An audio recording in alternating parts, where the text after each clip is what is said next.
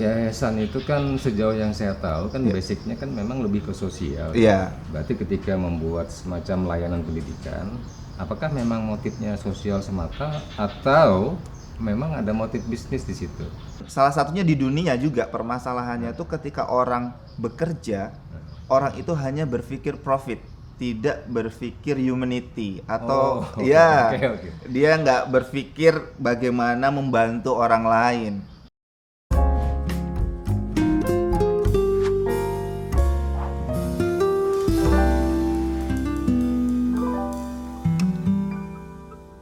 Sobat Literasi, kembali di Kopi Literasi, all about literasi bersama saya Erwan Riyadi dan teman ngobrol saya Mas Miftahul Huda. Ini makin seru nih Mas Iya, Huda. Pak. Kita akan obrolin dulu nih tentang literasi. Ya. Ya. Sepanjang pengetahuan Mas Huda, apa literasi itu? Literasi ini kan kemampuan berbahasa seseorang, Pak, yang meliputi dia membaca, menulis, dan bagaimana dia memahami tulisan itu juga sangat penting. Dan literasi ini juga menentukan masa depan pendidikan Indonesia juga menurut saya. Literasi lebih tentang membaca dan menulis. Ya, sebenarnya nggak hanya membaca dan menulis, tetapi ketika kita memahami maksud dari tulisan itu dengan benar, nah itu sebenarnya kemampuan literasi kita juga sudah mulai bagus menurut saya sih. Lebih tentang bagaimana memahami. Ya, setahu saya lah seperti itu, Pak.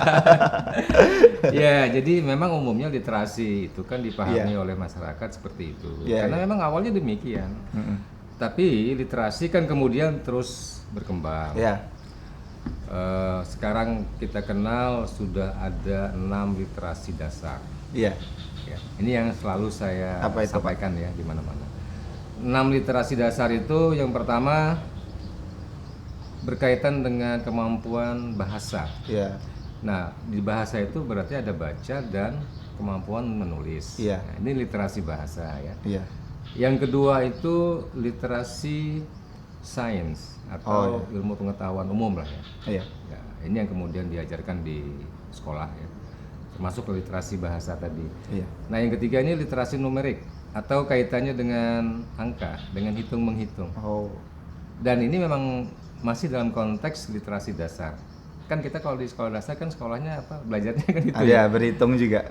Belajar membaca, belajar menulis itu kan dasar ya. Iya, Nanti berhitung. belajar berhitung ya. Belajar ilmu pengetahuan umum, oke. Nah, berikutnya ada literasi tentang finansial atau Oh, ada keuangan. juga. Iya, ini penting sekali. Kan kita harus tahu nilai uang segala macam. Kalau nggak ngerti uang nanti repot gimana ya. Jadi ini masih menyangkut literasi dasar. Ya, ternyata banyak juga yang berkaitan dengan literasi, sangat banyak, Pak, ya. Iya, ada 6 yang dasar ya. Jadi yang berikutnya itu literasi kebudayaan Oh, kebudayaan dan pun ada juga. kewarganegaraan. Nah, ini penting kaitannya dengan pemahaman kita tentang kebangsaan sekaligus sebagai identitas kita, ya kan, sebagai sebuah bangsa. Nah, yang keenam ini yang belakangan jadi perhatian penting ya, Iya. literasi media Hmm. atau sekarang orang lebih sering menyebutnya literasi digital ya, literasi digital. Ini jadi sesuatu yang krusial. Kenapa? Karena kan teknologi informasi sudah berkembang sedemikian rupa kan. Iya, iya, Anak-anak betul kecil sekali. aja udah pegang gawai ya, gadget. Nah, literasi media jadi penting.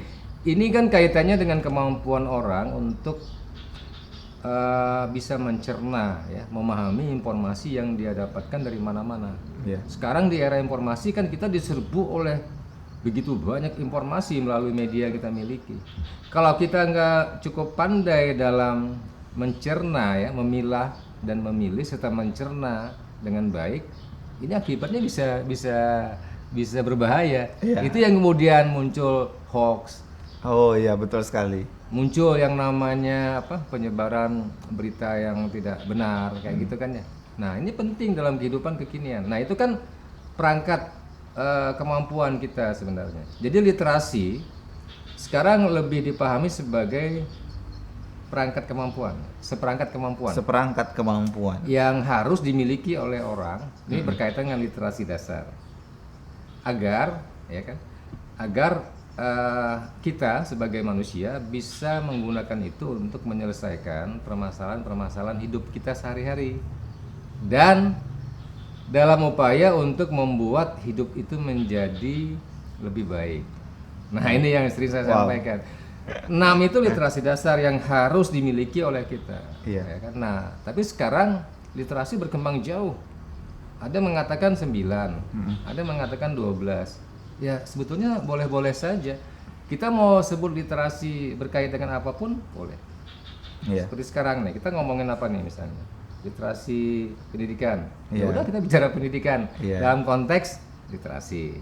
Jadi literasi memang pada akhirnya dia berkait dengan semua sendi kehidupan kita sehari-hari. Ya kan? Nah, sekarang kenapa literasi menjadi penting? Karena ini kan hidup kita sebenarnya. Sudah kita lakukan sejak kita hadir di dunia, dan yang dilakukan ke kita dari orang tua ya, itu ya literasi sebenarnya. Nah, sekarang kenapa literasi menjadi penting? Kaitannya dengan itu.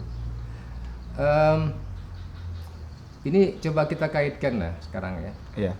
Konsep literasi sebagai perangkat pengetahuan dasar dengan apa yang sudah dilakukan oleh Mas Huda selama ini, bergeliat di yayasan, membuat layanan jasa pendidikan, ada English course, kemudian ada TK. taman kanak-kanak, Iya. dan nanti entah apa gitu kan. Sekarang gimana ngelihatnya antara apa yang sudah dilakukan dengan pemahaman dasar tentang literasi tadi? Ya sebenarnya kan pemahaman dasar dari literasi itu sendiri kan tidak bisa dibangun tanpa kesadaran mereka untuk mempelajari itu. Nah, perlu ada seperti pemahaman yang mungkin kita bisa ajarkan, misalnya betapa pentingnya membaca, habis itu bagaimana anak-anak ini memang sejak dini mencintai buku. Ya meskipun dalam bentuk apapun lah, bisa dalam bentuk e-book ataupun hardbook, ya terserah saja lah. Tapi bagaimana memahami bahwa kebutuhan membaca, kebutuhan mereka melihat sesuatu itu tuh benar-benar sangat penting untuk bisa mendapatkan pemahaman yang baik seperti itu. Jadi begini, literasi itu kan nanti berkaitan dengan kompetensi dan kapasitas kita. Ya, Nah, ketika kita berkeinginan untuk terus mengangkat potensi kita, kan itu ada kaitannya dengan upaya untuk belajar. ya, Ketika kita belajar, ini kan kaitannya dengan upaya kita untuk menghimpun banyak referensi. Nah, referensi umumnya yang banyak dan bisa segera masuk di pikiran dan perasaan kita, itu kan dari bacaan. ya, Ya kan dari dulu kan dari bacaan. Dulu sebelum ada bacaan, ya dari cerita. ya, Nah, sekarang kan berkembang sedemikian rupa, bukan cuma bacaan dalam bentuk teks. ya, Sekarang orang bisa membaca melalui gambar. ya. Tutorial juga sekarang kan lagi. Sekarang orang bisa membaca melalui cerita. Ya, Artinya membaca itu lebih tentang pilihan media sebenarnya. Artinya membaca tidak lagi hanya teks. Intinya adalah membaca. Berarti kan membaca juga kemudian memiliki makna yang meluas. ya, Bahwa membaca bukan cuma bacaan teks gitu kan. ya, Bahkan lebih jauh lagi nih ya Mas Huda. ya, Membaca juga kita perluas menjadi seperti ini, membaca konteks. seperti apa itu, Pak? Nah, konteks ini kan berarti kan sesuatu yang bukan teks gitu kan, kira-kira gitu ya. Membaca pesan tersirat misalnya, Oh ya, membaca makna yang tidak terungkap, ya kan? iya, Membaca rahasia, kan itu kan konteks sebenarnya. iya, iya, betul. Bukan cuma teks, ya kan? Nah, artinya gini, kita kalau di gerakan literasi, saya lah gitu ya, secara pribadi selalu ingin menekankan itu. Ayo membaca, ya kan? Tapi bukan cuma teks, kita juga mulai membiasakan untuk membaca konteks, pemahaman. Nah, itu artinya juga ketika kita membaca teks, kita sudah mulai meluaskan kemampuan kita untuk bisa memahami. Nah ini juga jadi penting, bukan cuma sekedar memberikan bahan-bahan, tapi juga menyiapkan orang-orang untuk bisa menerima bahan itu dengan lebih baik. Ya. Ini kan pasti kaitannya dengan edukasi, dan kita kan pasti bicara tentang pola, tentang sistem dan seterusnya gitu kan. Ya. Kembali kepada yayasan dengan geliatnya. Pola-pola apa nih sekarang yang mau dikembangkan sehingga proses penanaman informasi dan nilai-nilai itu bisa lebih efektif? Pertama pastinya kita akan membantu orang tua untuk mereka bisa membantu anak-anaknya memahami atau belajar membaca. Ya contoh kecilnya misalnya mereka bercerita, belajar mengajarkan cerita kepada anak-anaknya pada saat sebelum tidur. Membiasakanlah anak-anak itu dekat dengan buku, dekat dengan orang tua juga, dan pastinya juga mengajarkan bagaimana para orang tua itu memahami apa yang dimaksud dengan pendidikan usia dini kalau yang sekarang dilakukan di yayasan kita. Oke. Jadi karena kan usia dini itu kan bermacam-macam Pak kebutuhannya. Ada yang kebutuhannya untuk otak kanannya, ada untuk otak kirinya. Nah, orang tua perlu mengetahui kebutuhan untuk otak kanan itu apa saja sih, kebutuhan untuk otak kiri itu apa saja. Nah, itu diperlukan literasi yang baik yang harus dimiliki oleh orang tua. Jadi kalau kita bicara tentang pendidikan anak usia dini, itu nggak lepas dari peran orang tua. Iya, pastinya. Dan berarti orang tuanya harus diliterasikan dulu. Iya. Dia harus mempunyai pemahaman literasi yang baik. Nah, itu yang kemudian belakangan disebut dengan istilah apa itu? Parenting. Nah, itu parenting ini sangat penting. Ketika parenting ini bisa diterima atau bisa dipelajari oleh semua orang tua, maka sebenarnya pendidikan di Indonesia ini tidak hanya berpaku kepada guru saja, tetapi pendidikan di Indonesia juga bisa dibantu oleh program-program yang dilakukan oleh orang tua kepada anaknya. Seperti itu. Berarti sekarang pendidikan lebih diserahkan kepada guru atau sekolah? Kalau kita ngelihat kebanyakan orang kan seperti itu. Apa yang terjadi di masyarakat kan seperti itu. Mereka lebih, ya misalnya sekolah, anakku nilainya jelek misalnya. Hanya sebatas itu, ini salahnya gurunya, anakku nggak ngerti ini, ya itu salah gurunya. Padahal sebenarnya itu di sekolah itu kan hanya beberapa jam. Tapi memang sekarang ini kan ada dilema ketika ada rencana mau full day dan segala macam, itu kan juga akan berpengaruh terhadap pendidikan anak di rumah. Itu juga perlu dikaji, saya rasa. Pendidikan anak itu tanggung jawab siapa sebenarnya? Tanggung jawab orang tua sebenarnya. Pertamanya orang tua. Oh ya, utamanya orang tua pastinya. Tapi kemudian orang tua menyerahkannya kepada sekolah. Sebenarnya sekolah konteksnya bukan diserahkan, tetapi sekolah itu adalah pihak yang membantu orang tua untuk mendapatkan pendidikan yang baik terhadap anaknya. Tapi orang tua kan menganggap sekolah lah yang mendidik gitu kan.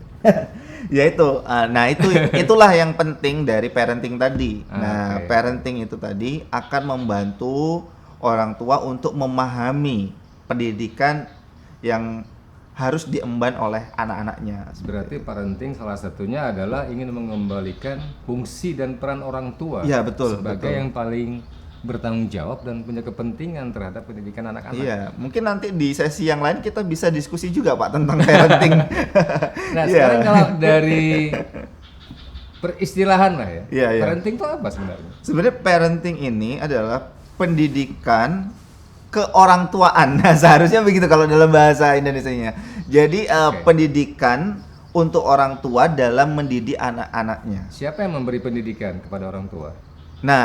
Ini adalah sekarang ini kan yang ada di Indonesia ini kan salah satunya ya orang-orang yang berkecimpung di bidang pendidikan seperti motivator pendidikan dan lain sebagainya. Sebenarnya parenting ini juga bisa didapatkan dari literasi atau buku. Literasi parenting itu ada semacam ilmunya ya? Iya, dia punya ilmu. Jadi ada namanya pendidikan anak-anak sebenarnya yang harus dipelajari oleh orang tua. Nah, pendidikan anak-anak ini kan bermacam-macam Pak.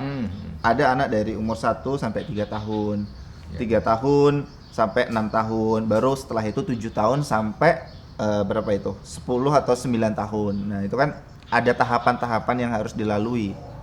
Ya misalnya saja, sekarang ini kan gejolak manusia sebenarnya itu kan usianya itu kan di usia remaja, Pak. Hmm.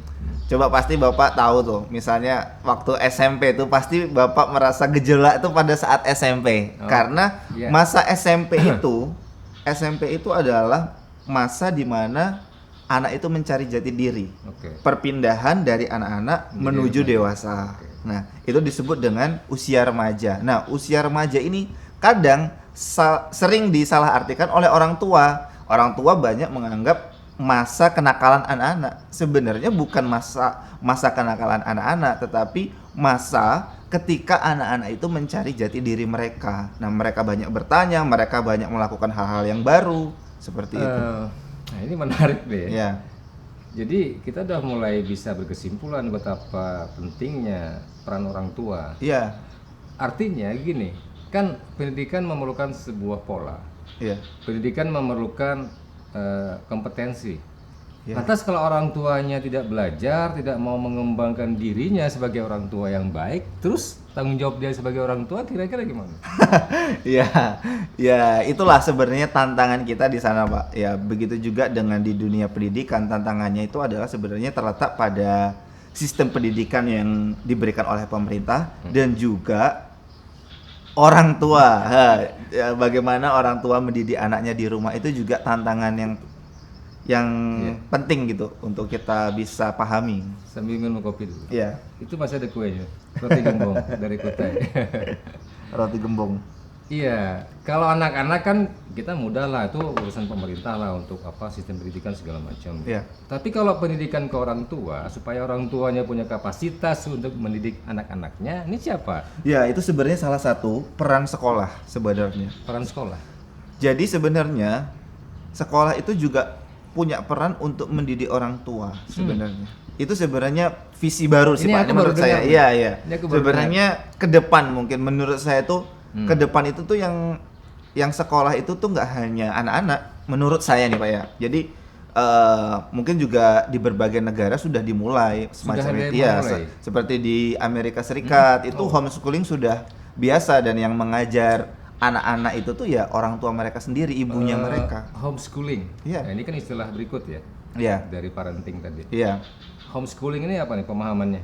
Jadi homeschooling itu adalah pendidikan ya sama seperti sekolah biasa, cuman dilakukan di rumah. Dilakukan di rumah. Iya. Cuman kalau di Indonesia itu sering diartikan homeschooling itu mendatangkan guru ke rumah. Tetapi yang paling baik itu adalah bagaimana ibunya Orang tuanya. atau termasuk ya mungkin ayah orang tuanya yang mendidik anaknya. Nah, ini adalah bagian penting dari Bukan pendidikan. mendatangkan guru ke rumah. Iya. Tapi yang dipahami orang sekarang homeschooling itu kan itu ya. Iya, kalau di luar negeri itu sudah terbiasa, Pak. Misalnya, ya seperti sekolah, jam segini kita belajar ini, tapi yang mengajar adalah ibunya. Oke. Itu sudah hal biasa. Dan itu tidak akan bisa kalau orang tuanya sendiri tidak punya kapasitas itu. Iya, kapasitas itu. Nah, kapasitas itu sebenarnya bisa dibantu dari sekolah. Misalnya mengadakan ekstrakurikuler. Sekarang kan ekstrakurikuler itu kan hanya untuk siswa, Pak. Sebenarnya bisa ekstrakurikuler itu untuk orang tua. Orang tua. Iya, bagus itu malah. Iya, iya. Nah, mungkin ya, adalah beberapa orang tua yang punya referensi, kemudian memiliki kesadaran untuk melakukan itu. Tapi besar kemungkinannya jumlahnya nggak akan banyak. Terus gimana kalau kita kepengen ini menjadi sebuah gerakan yang masif secara secara nasional lah mungkin. Cara apa yang perlu dilakukan? Ya, sebenarnya kan tantangan di Indonesia itu, Pak, terkait ekonomi, budaya, dan masyarakat kita, di mana pendidikan itu tuh masih hanya tanggung jawab dari sekolah. Itu juga itu jadi masalah tersendiri ya. Maksudnya tantangan kita untuk Iya, kan orang tua sebagian besar kan harus bekerja. ya, Belakangan bukan cuma bapak ya, Ya. ibu juga ikut bekerja. Ya. Terus siapa yang ngajar anak? Nah ini. Jadi memang perlu diadakan seperti ya itu tadi, parenting tadi. Jadi ketika orang tua itu memahami atau mengerti pendidikan untuk anak-anaknya, mereka juga akan mengatur sedemikian rupa kegiatan yang ada di keluarga masing-masing. Ya, pastilah ya akan ada orang tua yang punya kesadaran dan Ya. referensi untuk melakukan itu. Tapi yang aku bilang tadi, itu hanya sedikit dan kecil. Terus yang sebagian besarnya nih mau diapakan mereka? Nah, jadi mungkin sekarang ini mungkin kita bisa, ya ini mungkin salah satu bentuk pembelajaran yang bisa dilakukan adalah ya diskusi sama Pak Erwan ini salah satu bentuk pembelajaran juga menurut saya. Tapi kalau sekarang sih ya memang seperti yayasan yang saya lakukan sekarang, ya saya dan yayasan kita juga ya semampunya memang terbatas lah, nggak bisa banyak. Habis itu juga perlu orang-orang juga yang Ya. membantu kita. Atau begini, bisakah konsep homeschooling atau Iya. parenting tadi kemudian dibuat dalam sebuah gerakan yang masif? Atau mungkin digerakkan oleh pemerintah? Bisakah? Sebenarnya parenting ini ada gerakan yang masif juga yang sekarang dilakukan di dunia. Itu namanya salah satunya juga Institut Ruhi. Cuman itu masih belum banyak dikenal oleh masyarakat. Nah, cuman kalau memang di Indonesia pendidikan yang bisa dilakukan sekarang ini kan seperti keagamaan misalnya, itu kan melalui TPA yang mereka, jadi orang tua untuk mengajarkan agama ke TPA, mengajarkan sains ke sekolah. Begitu juga yang misalnya beragamanya Kristen, untuk bisa anaknya rohani dimasukkan di sekolah minggu, seperti itu. Menurut Mas Huda, untuk anak usia dini, hal-hal apa sebetulnya yang harus diperkenalkan kepada mereka sebelum mereka mengenal gadget? Ya sebenarnya apa ya, pendidikan spiritual atau pendidikan kerohanian itu Spiritual, adalah ya? iya, spiritual itu, kerohanian itu adalah pendidikan utama yang harus diajarkan. Kalau orang tuanya nggak punya kapasitas mengajarkan gimana? Cari tempat lagi kan? Iya pasti kan adalah apa ya, orang tua tuh pasti di Indonesia tuh kan memang sudah seperti itu. Oh kalau nggak bisa ini kasih ke sini, nggak bisa ini kasih ke sini. Padahal sebenarnya mereka juga punya kapasitas itu kalau mereka mau menggalinya. Iya, artinya kan sebenarnya gini ya.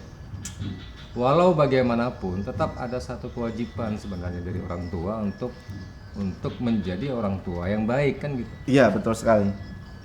Tapi kan di zaman sekarang ketika pilihan-pilihan tempat-tempat tersedia, kan orang jadi kepengen instan aja gitu kan. Ya udahlah, aku nggak perlu meningkatkan kapasitas, cukup aku titip sama mereka, aku bayar, selesai lah. Iya. Jadi itu namanya kan cara instan yang sekarang ini sering dilakukan oleh orang tua. Tetapi hasilnya itu akan sangat berbeda ketika orang tua itu sendiri yang akan membantu pendidikan atau perkembangan si anak tersebut. Baik, sekarang kita semakin bersepakat bahwa homeschooling dan parenting menjadi sesuatu yang penting. Iya. Kita coba untuk sosialisasikan terus-menerus Iya. betapa pentingnya itu. Lalu berharap beberapa orang tua kemudian mendapatkan pemahamannya dan kemudian mau ikut bergerak. Tapi sekali lagi itu pasti nggak akan banyak. Nah sementara sebagian besarnya akan tidak gitu kan. Iya. Betul sekali. Lantas kalau kita mau dapat hasil yang signifikan, ini gimana? Hasil yang signifikan ini memang sekarang kan kita bisa melalui media. Ya, Oke. kita bisa memberi tema-tema, membuat ya seperti vlog, atau misalnya kita buat channel di YouTube dan kita punya media sosial, di situ kita bisa sharing. Oke. Begitu juga dengan buku-buku yang bisa kita buat juga untuk mereka. Iya, nah ini sekarang kita akan kaitkan dengan gerakan literasi ya. Iya. Jadi setelah ada literasi seperti yang kita obrolkan tadi, kemudian muncul gerakan-gerakan yang berbasis literasi. Iya. Nah, seperti yang saya dan teman-teman lakukan di gerakan literasi Kutai. Iya. Kita merancang dan melakukan berbagai hal yang arahnya memang untuk membangun dan membesarkan literasi itu sendiri, ya kan? Nah, sekarang gini, kalau kita bicara tentang sebuah sistem, apalagi dalam konteks besar ya, Iya. negara, ini kan bukan porsi kita sebenarnya. Iya. Tapi kalau bicara tadi kan mau tidak mau sebetulnya negara harus kembali memikirkan nih tentang itu ya. Nah sekarang kita kembali ke skop yang kecil, ke lingkup kita. Iya, gitu kan. iya. Ya kita kan udah punya pemahamannya, Mm-mm. sudah punya kesadarannya, kemudian sudah mulai melakukannya juga kan, Iya. dalam bentuk tindakan-tindakan. Nah sekarang ya kita coba realistis aja lah gitu kan, bahwa yang kita bisa lakukan mungkin nggak akan banyak, Iya. nggak akan besar. Kita fokus kepada hal-hal yang mungkin-mungkin aja gitu kan. Iya, iya. Ini sekarang di Mas Huda tuh gimana tuh mikirnya? Kita mau lakukan apa nih kira-kira untuk parenting, homeschooling dalam konteks kita yang mungkin aja? Ya, pertama yang sekarang sudah dilakukan oleh TK Permata itu adalah pendampingan intensif kepada orang tua. Terutama bagi orang tua yang mempunyai anak berkebutuhan khusus, Hmm. seperti autis dan yang lain-lain lah. Jadi kita juga ingin membantu orang tua itu juga punya peran bagaimana pendidikan yang didapatkan oleh anak ini juga diberikan oleh orang tuanya masing-masing. Nah, memang tantangan kita sekali lagi itu adalah di sumber daya. Nah, sumber daya manusia yang bergerak di sini memang perlu diperbanyak sehingga orang yang berkontribusi untuk kegiatan-kegiatan parenting ini atau pemberdayaan kepada orang tua ini jauh lebih banyak. Atau mungkin begini ya Mas Huda ya, kan kita tahu nih sekarang orang-orang semua sudah terhubung dengan gadget ya, gawai Ya, ya, dengan perangkat. Kalau kita mau lebih strategis lah gitu kira-kira ya, kenapa nggak kita manfaatkan situasi ini untuk kepentingan kita, kemudian memberikan pengetahuan, pemahaman dan kesadaran bagi orang tua termasuk anak-anaknya dengan membuat berbagai konten di media sosial. Itu kira-kira gimana? Ya, itu ide yang sangat bagus, Pak. Gimana kalau kita kolaborasi nanti, Pak? Nah, kita bisa kolaborasi buat sesi parenting itu lebih bagus, Pak. Dan kita bisa mengedukasi banyak sekali orang tua yang ada di orang Indonesia. tua cukup di rumah, buka channel tertentu, kemudian akan mendapatkan konten yang cocok dengan apa yang mereka inginkan. Ya kan, nggak perlu harus kemana-mana. Artinya kita bicara tentang mengatasi problem tentang tempat dan waktu. Iya. Dan kan banyak sekali toh, Pak, orang tua tuh punya pertanyaan-pertanyaan yang ingin disampaikan tetapi tidak menemukan jawaban. Nah, mungkin di channel yang misalnya nanti kita bisa kolaborasi itu, mereka bisa menemukan jawaban-jawaban. Menurut pantauan Mas Huda sejauh ini di media sosial konten itu tersedia nggak? Ya, parenting ada, cuman kalau yang saya lihat itu yang berbentuk bahasa Inggris yang masih banyak. Kalau yang Indonesia ini belum banyak. Dan temanya juga masih belum bervariasi. Berarti sebuah peluang dong. Ya, tentunya. Tinggal kita kreasikan konten, kemudian kita masifkan distribusi gitu kan. Iya. Kalau Pak Erwan sendiri gimana dengan parenting? Ya kan ini istilah kan aku udah lama dengar. Tapi secara pribadi kan ya aku nggak ngerasain sesuatu yang gimana lagi gitu kan. Karena kesehariannya nggak berkaitan dengan itu lagi. Setelah bercakap-cakap tadi, Pak Erwan gimana ngerasakan bahwa parenting ini penting nggak untuk orang tua? Secara praktis saya pribadi kan nggak perlu lagi karena anak-anaknya udah gede. Udah gede. Tapi kan saya percaya ada sekian banyak orang tua yang punya anak balita misalnya. Oh iya, betul ini kan sekali. satu market yang mesti kita seriusi gitu loh. Ya, Saya percaya aja kalau kita nggak serius memenuhi memenuhi kebutuhan tadi, maka ya orang tua ketika tidak punya alternatif untuk mencari bahan, mereka jadi semakin ya udahlah biar aja gitu kan. Nah, tapi ketika mereka punya akses terhadap beberapa konten yang menarik, mungkin akan menambah daya minat mereka gitu kan tentang parenting itu sendiri. Dan saya percaya sebagai sebuah konsep homeschooling dengan pengertian baru tadi, termasuk parentingnya, ini sesuatu yang sangat penting bagi kita. Iya kan? Iya, betul sekali. Karena isu pendidikan selalu relevan. Iya. Dan yang terpenting itu salah satunya yaitu paradigma yang lama tentang pendidikan tuh perlu diperbaharui. itu. Iya. Jadi misalnya orang tua selalu menganggap bahwa ya tadi anak seperti kertas kosong atau gelas kosong dan lain sebagainya itu juga perlu diperbaharui. Dan misalnya sekarang kan banyak orang tua misalnya anak-anak usia remaja, mereka menganggap bahwa usia-usia itu adalah usia saatnya mereka nakal. Sebenarnya bukan itu, tetapi bagaimana orang tua itu memberdayakan energi, menyalurkan energi mereka ke hal-hal yang lebih positif. Karena kadang-kadang kan ya orang tua sudah menganggap ya memang sudah umur segitu kan memang nakal-nakalnya kan harus sering gitu kan. Nah, padahal itu tuh bukan paradigma yang baik menurut saya Pak ya. Itu padahal mereka bisa menyalurkan energi-energi mereka ke hal-hal yang positif. Satu fenomena yang menarik belakangan ini ya. Iya.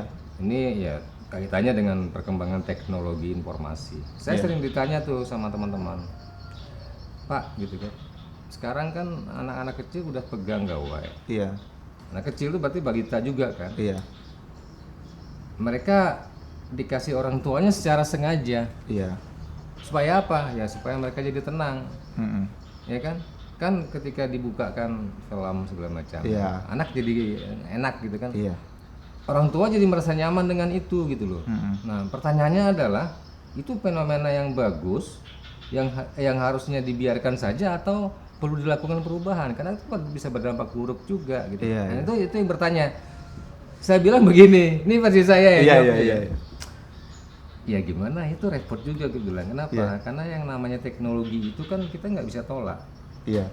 Ya kan? Saya nggak mungkin menolak melarang pemakaian itu. Nah, yang saya mungkin ingin lakukan adalah bagaimana membuat itu menjadi lebih bijak. Berarti kan ada pengelolaan dan ada pengawasan dan seterusnya. Iya. Penting bagi kita mengenalkan teknologi ke anak-anak sejak kecil. Iya. Tapi membiarkan mereka tanpa pengawasan, tanpa pengendalian itu berbahaya. Iya. Nah, problemnya adalah yang terjadi anak-anak dibiarkan tanpa pengawasan. Iya. Berarti kalau itu yang terjadi bagi saya itu salah. Kalau menurut saya tuh Pak, sebenarnya penggunaan gadget di anak-anak itu adalah mau nggak mau harus kita hadapi. Tetapi bagaimana cara kita mengelola itu? Karena kan kita kalau misalnya mau ngambil positifnya juga ada pengetahuan dan segala macam. Tetapi juga ketika kita tidak bisa mengontrol itu bisa berdampak buruk kan. Nah, kalau menurut saya gadget ini adalah seperti masalah yang zaman dulu juga misalnya kita nih, saya sama Pak Irwan juga jangan nonton TV lama-lama ya sama. Jadi kita menganggap gadget ini ya sama dengan masalah-masalah kita yang dulu. Misalnya nih, ada 2 orang anak. Yang pertama, ada anak dia itu nggak main gadget, tetapi karena dia nggak main gadget karena gadgetnya disimpan sama mamanya. Sama mamanya dilarang, boleh main Jumat Sabtu atau Sabtu Minggu lah. Biasa ada orang sering kayak gitu kan, orang tua. Pokoknya kamu nggak boleh main HP Sabtu Minggu, nggak main. Dia memang nggak main HP. Tapi ada satu anak lagi, yang satu ini dia nggak main HP kalau pada saat dia belajar. Dia nggak main HP pada saat dia ya ada diskusi sama orang tua.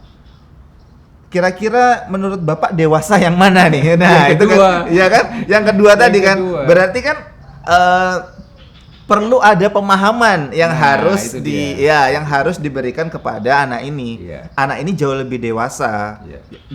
Dia tahu cara, kapan saya harus main HP, kapan saya nggak harus main HP, dia tahu. Itu kan fungsi parenting tadi. Iya, itulah bagaimana fungsi orang tua parenting memberikan tadi. pemahaman kepada anak-anaknya. Iya kan? Iya, betul sekali.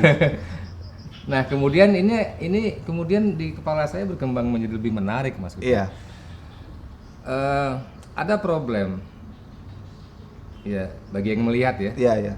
Berarti kan ada peluang juga. Iya. Nah, menurut hemat saya dalam konteks literasi, gitu kan.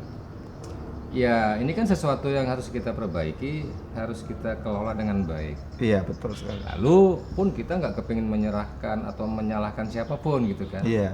Ya kita coba lakukan apa yang kita bisa. Saya udah mulai semakin mengkerucut kepada ini kayaknya kalau bikin program-program ini kayaknya bagus nih ya, kayaknya menarik gitu ya.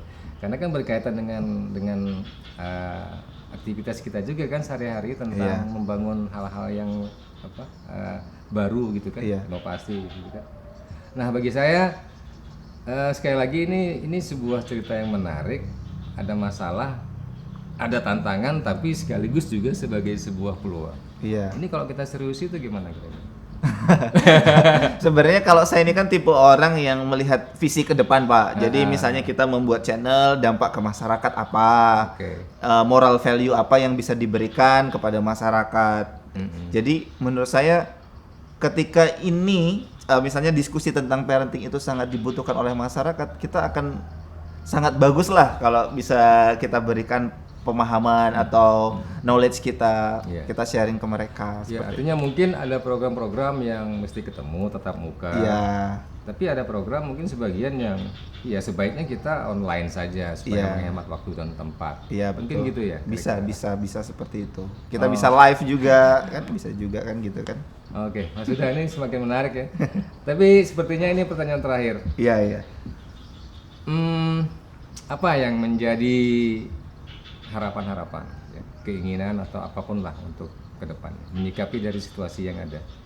Ya, harapan saya sih terutama tentang pendidikan ya. Jadi banyak anak muda yang mulai fokus membantu pendidikan di Indonesia. Itu sangat penting karena tanpa pendidikan negara ini nih ya sulit untuk maju, Pak. Jadi jadi kemajuan negara itu tuh tergantung pada pendidikan yang diberikan kepada masyarakatnya. Kalau anak-anaknya main game aja gimana? Nah, itu bisa disalurkan. Sekarang ini kan pemerintah punya namanya e-sport. Nah, itu bisa diarahkan ke sana. Tinggal kita bagaimana bisa menyalurkan energi-energi itu ke tempat yang pas. Nah, menurut saya Ya, seperti kembali itu. ke parenting tadi. Iya. Parenting bisa dibikin lebih meluas gitu. Iya, bisa lebih luas dan banyak orang bisa terjawab pertanyaan-pertanyaan mereka. Itu juga sangat Kalau itu berkaitan dengan konsep, berarti kan ya perlu ada para expert di situ iya. untuk membuat pola atau apapun lah nanti ya. Perlu ada ahli psikologi gitu kan, Bisa. ahli anak-anak, Iya. apalah gitu ya, macam-macam ya. Iya, Berarti banyak kolaboratif banyak di ya. situ. Bisa kolaborasi di situ, kita bisa sama orang-orang yang berkecimpung, misalnya anak-anak kebutuhan khusus, itu juga bisa. Oke, kira-kira kita bisa nggak ngelakuin itu? Saya rasa sepanjang kita punya keinginan yang bagus, keinginan untuk membantu masyarakat dan keinginan yang kuat, pasti kita bisa lakukan. Insya Allah bisa ya. Insya Allah bisa. Oke, ini mantep deh. Sudah, terima kasih banyak Ya, sudah hadir di Ya, Kopi Literasi sama-sama. dan menjadi teman ngobrol saya. Ini sebelumnya ada kenang-kenangan dari oh kita, kenang-kenang, dari Kopi Literasi. Ini ada sertifikat Wow. bertanda tangan. keren. Ya, ini hanya diberikan kepada yang pernah menjadi teman ngobrol di Teman sini. ngobrol di Jadi sini. ini langka, Pak. Iya, iya, iya. Oke, Terima kasih silakan banyak. diterima. Oke. Oke, dipegang dulu. Oke. Ya, Sobat Literasi, demikian tadi perbincangan santai saya dengan teman ngobrol Mas Miftahul Ya. Huda. Saya Erwan Riyadi dan kita akan ketemu lagi di episode Kopi Literasi selanjutnya. Terima kasih telah menonton, sampai ketemu. Salam literasi.